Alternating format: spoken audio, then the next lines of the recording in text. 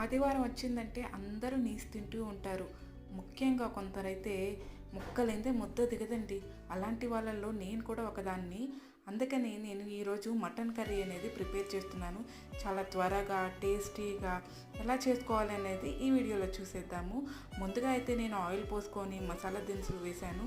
అలాగే కొంచెం జీలకర్ర వేసి, అలాగే ఆనియన్స్ మటన్ వేసేసి కొంచెం ఉడకబెట్టానండి. అందులోనే నేను కొంచెం అల్లం వెల్లుల్లి పేస్టు, పచ్చిమిరపకాయలు, అలాగే టమోటా కూడా వేసేసి కొంచెం ఉడకనిచ్చి, ఆ తర్వాత కొంచెం పసుపు, ధనియాల పొడి, కారం, గరం మసాలా, మటన్ మసాలా ఇవన్నీ కూడా వేసేసానండి. ముక్కలన్నీ మునిగేంత వరకు వాటర్ అనేది పోసుకోవాలి.